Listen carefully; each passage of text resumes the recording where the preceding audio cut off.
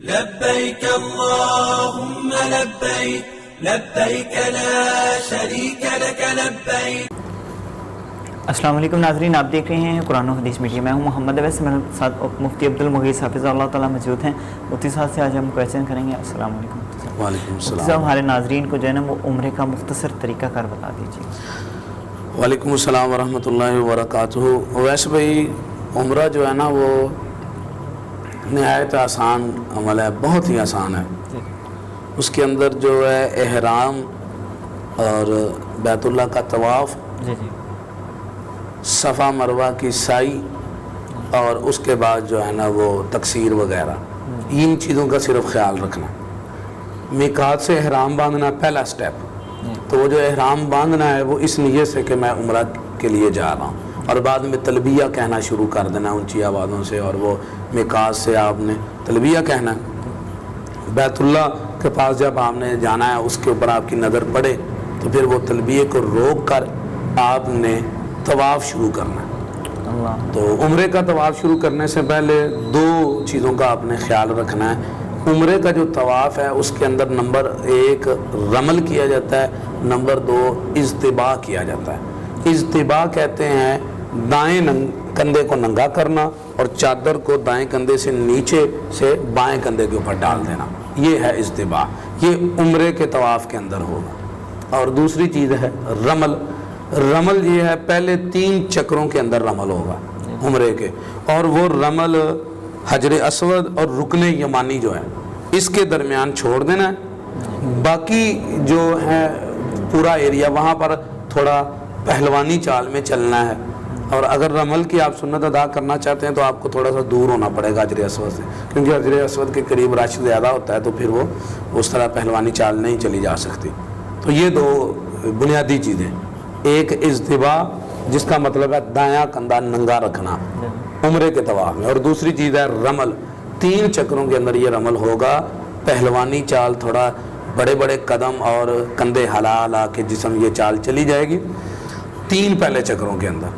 آخر والے جو باقی 4 چکر ہیں ان میں آرام سے نارمل چال چلی جائے گی۔ اور یہ بھی جو 3 چکروں میں پہلوانی چال چلنی ہے اس کے لیے بھی ڈسکاؤنٹ ہے، سہولت ہے کہ حجر اسود اور رکن یمانی کے درمیان آپ آہستہ چال چل لیں، اور باقی جو ہے نا تینوں اطراف وہاں پر آپ پہلوانی چال چلیں۔ تو یہ 2 چیزوں کو مد نظر رکھتے ہوئے آپ طواف شروع کریں گے۔ تو سب سے پہلی چیز عمرے میں جو ہے نا وہ اس کے اندر عمرے کے اندر وہ کیا ہے؟ طواف بیت اللہ کا۔ تو ان چیزوں کا خیال رکھتے ہوئے حجر اسود سے طواف شروع کرنا ہے۔ عموماً لوگوں میں غلطی یہ ہوتی ہے کہ یہ باب فحش سے داخل ہوتے ہیں تو وہاں سے ہی اپنا وہ شروع کر دیتے ہیں۔ حجر اسود جب آپ داخل ہوں گے مطاف کے اندر تو آپ کے بائیں ہاتھ بیت اللہ ہوگا، دائیں ہاتھ آپ کی باقی عمارتیں ہوں گی۔ تو بائیں ہاتھ میں آپ دیکھیں گے حجر اسود کا کونا دروازے کے ساتھ، وہاں یہ علامت ہے، وہاں ایک سپاہی جو ہے نا شرطہ وہ کھڑا ہوتا تھا، اب تو کیونکہ وہ کرونا کی وجہ سے بند ہے تو وہ اس کی نشانی ہے دروازے کے ساتھ۔ وہاں سے بائیں جانب اور دائیں جانب انہوں نے سبز لائٹیں بھی لگائی ہوئی ہیں نشانی کے لیے، تاکہ کوئی پیچھے سے وہ نہ شروع ہو۔ وہاں سے طواف شروع ہوگا حجر اسود سے۔ تو پھر طواف جب کرنا ہے تو کعبہ آپ کے بائیں جانب ہوگا، اور یہاں سے آپ اس طرح گھومتے چلے جائیں گے۔ حجر اسود کا استعلام کرنا ہے۔ استعلام کا مطلب ہوتا ہے حجر اسود کو بوسہ دینا اگر ممکن ہے، اگر ممکن نہیں تو کوئی چیز جو حجر اسود کو لگ گئی ہے، جو اس کو ٹچ کر گئی ہے، کوئی کپڑا ہے، کوئی لکڑی ہے، اس کو بھی آپ بوسہ دے سکتے ہیں۔ اور اگر کوئی چیز اس کو نہیں لگ سکی تو پھر آپ دور سے جو ہے نا وہ اشارہ کر کے اللہ اکبر کہہ کے وہ آپ گزر جائیں گے، پھر ہاتھ کو جو ہے نا وہ چومنا ثابت نہیں۔ تو آپ شروع کر دیں گے۔ اس طرح آپ 7 چکر لگائیں گے۔ ہر چکر میں جب حجر اسود کے سامنے آئیں گے تو استعلام کریں گے۔ ہر چکر میں حجر اسود کے سامنے آپ استعلام کریں گے۔ تو جب آپ کے 7 چکر پورے ہو جائیں گے تو پھر جب جو ہے نا 7 چکر آپ نے مکمل کر لیے ہیں تو اب آپ وہاں سے سیدھا چلے جائیں گے۔ طواف کے بعد 2 رکعتیں ادا کریں گے۔ طواف کے بعد 2 رکعتیں، وہ اس کو طواف کو جب آپ نے مکمل کرنا ہے تو وہ ساتھ ہی مقام ابراہیم بنا ہوا ہے۔ مقام ابراہیم کے پیچھے بیت اللہ کو آگے رکھیں، اور مقام ابراہیم کے پیچھے جہاں بھی آپ کو جگہ ملتی ہے وہاں پر آپ 2 رکعت ادا کریں. پہلی رکعت کے اندر قل یا ایھا الکافرون کی تلاوت کریں, اگلی رکعت کے اندر آپ قل ھواللہ احد کی تلاوت کریں. یہی لازمی ہے یا اور بھی آپ کر سکتے ہیں, لیکن یہ لازمی نہیں ہے, یہ بہتر ہے, یہ سنت ہے. اس کے بعد آپ جب 2 رکعتیں ادا کر لیں تو یہ آپ کا طواف پورا ہو گیا. طواف اور 2 رکعتیں. تو طواف کے درمیان آپ جتنی مرضی دعائیں کریں, اور یہ جو رکن حجر اسود اور رکن یمانی ہے, یہاں پر ربنا آتنا فی الدنیا حسنۃ وفی الآخرۃ حسنۃ وقنا عذاب النار, یہ دعا پڑھنی چاہیے. باقی آپ یہ پورے مطاف میں طواف کے دوران جتنی دعائیں کر سکتے ہیں زیادہ سے زیادہ دعائیں کریں. اس کے بعد 2 رکعتیں آپ ادا کریں گے تو یہ آپ کا طواف کمپلیٹ ہو گیا. پہلا کام عمرے میں کیا ہے؟ طواف. آپ وہاں سے ساتھ ہی پیچھے زمزم کی ٹوٹیاں لگی ہوئی ہیں, وہاں جائیں, جا کے زمزم کا پانی پئیں. رسول اللہ صلی اللہ علیہ وسلم نے پانی پیا, کچھ سر پہ ڈالیں. آپ صلی اللہ علیہ وسلم نے جو ہے نا وہ پانی پیا, سر پہ ڈالا. تو اس کے بعد پھر آپ واپس آئیں, اور اب اگلا کام ہے صفا مروہ کی سعی. پہلا کام تھا عمرے میں احرام باندھنا, دوسرا کام ہے طواف کرنا بیت اللہ کا اور 2 رکعتیں ادا کرنا, تیسرا عمرے کا کام ہے صفا مروہ کی سعی. تو آپ جو ہے نا وہ حجر اسود کا استلام کر کے صفا مروہ کی سعی شروع کریں گے. صفا مروہ کے درمیان چکر لگانے کو صفا مروہ کی سعی کہتے ہیں.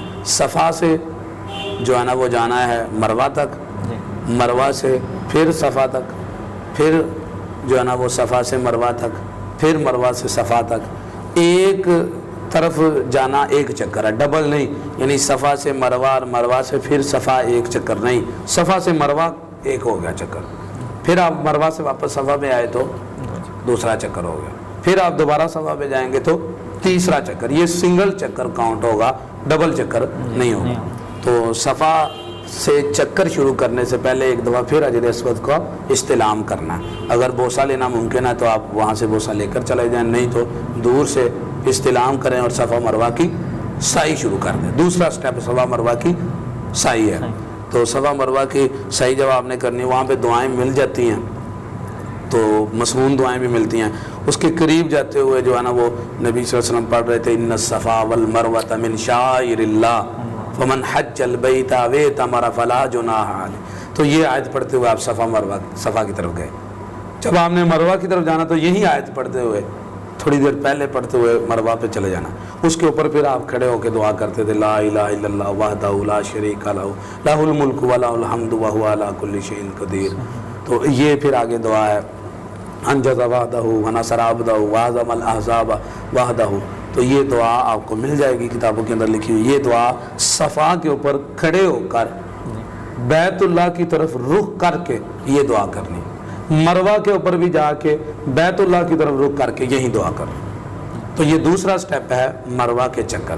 7 چکر جب آپ نے پورے کر لینے ہیں, ایک صفا اور مروہ کے قریب ہوتے ہوئے قرآن کی آیت ان الصفا والمروۃ من شعائر اللہ, ایک اس کے اوپر کھڑے ہو کر لا الہ الا اللہ وحدہ لا شریک لہ لہ الملک ولہ الحمد, یہ والی دعا مل جائے گی آپ کو لکھی ہوئی کتابوں. تو یہ 2 دعائیں ہیں صفا مروہ کی مسنون. باقی آپ جتنی مرضی دعائیں کریں آتے جاتے ہوئے, اس میں کوئی یعنی قباحت نہیں, بہت اچھی بات ہے. گئے ہی وہاں پہ اس لیے. تو جو ہی 7 چکر آپ نے شروع کدھر سے کیا, صفا سے, تو مروہ پر آ کے آپ کے 7 چکر ہوئے. دوسرا کام کمپلیٹ ہو گیا صفا مروہ کی سعی. تیسرا کام اب اس کے اندر آسان ہے. وہ کیا ہے؟ عورتیں ہیں تو انہوں نے اپنے بالوں کی تقصیر کرنی ہے, اپنے بالوں کو کاٹنا ہے. تو مرد ہیں تو ان کے لیے حلق کرنا, بالوں کو مونڈنا, ٹنڈ کروانا یہ بہتر ہے. لیکن وہ بالوں کو تقصیر بھی مرد کر سکتے ہیں, یہ بھی مردوں کے لیے جائز ہے.